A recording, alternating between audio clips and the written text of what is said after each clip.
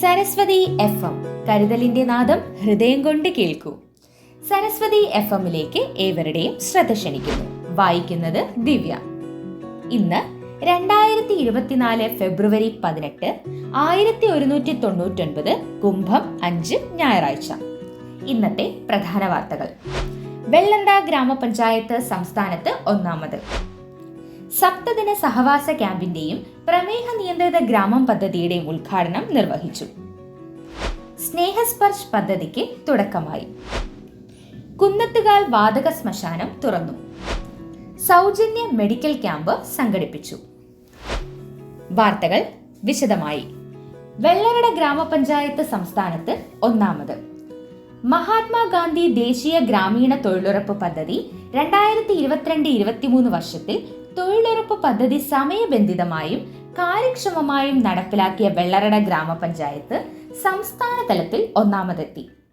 തൊഴിലാളികളുടെയും ജീവനക്കാരുടെയും ജനപ്രതിനിധികളുടെയും കൂട്ടായ ശ്രമമാണ് സംസ്ഥാന തലത്തിൽ ഒന്നാമതെത്താൻ ഗ്രാമപഞ്ചായത്തിനെ സഹായിച്ചതെന്ന് പഞ്ചായത്ത് പ്രസിഡന്റ് ശ്രീ എം രാജ്മോഹൻ പറഞ്ഞു.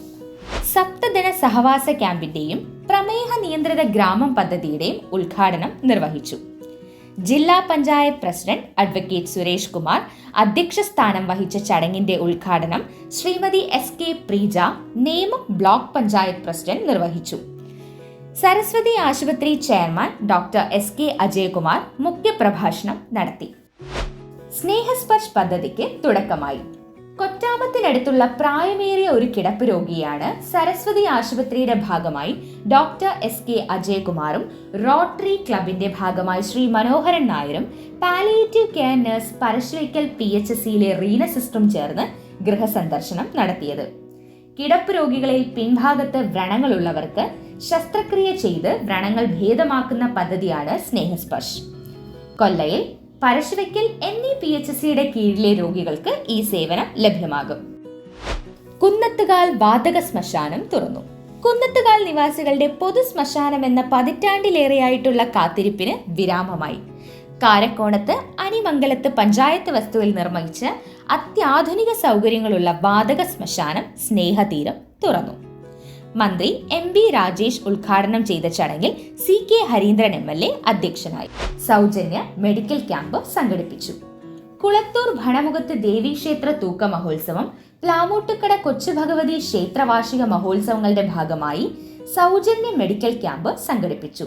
Saraswati health care promotions team നേതൃത്വം നൽകിയ ക്യാമ്പിൽ ജനറൽ മെഡിസിൻ സേവനം, പ്രമേഹ രക്തസമ്മർദ്ദ പരിശോധന, സൗജന്യ മരുന്ന് വിതരണം എന്നീ സേവനങ്ങൾ ലഭ്യമാക്കിയിരുന്നു.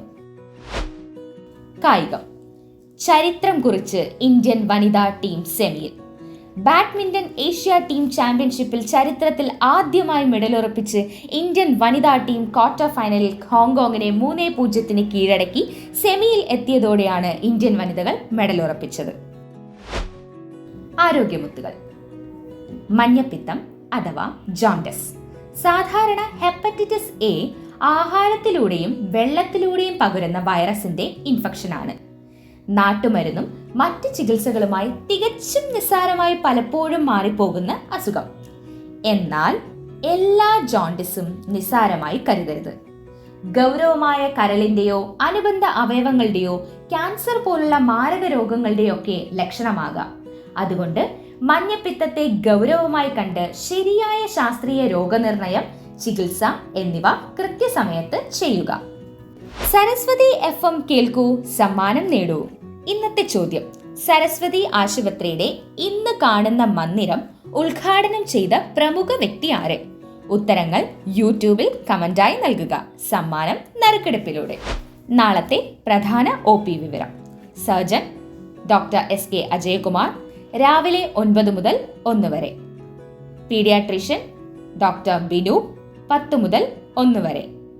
ഡോക്ടർ ഷെബിൻ, വൈകിട്ട് 6:30 മുതൽ 7:30 വരെ.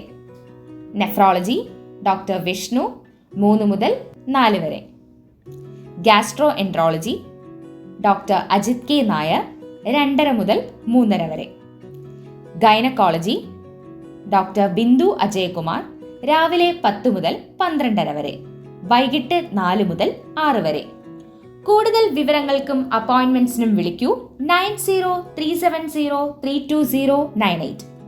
പുത്തൻ വിശേഷങ്ങളും പുതിയ വാർത്തകളുമായി വീണ്ടും വരുന്നതുവരെ നന്ദി, നമസ്കാരം. സരസ്വതി FM, കരുതലിന്റെ നാദം ഹൃദയം കൊണ്ട് കേൾക്കും.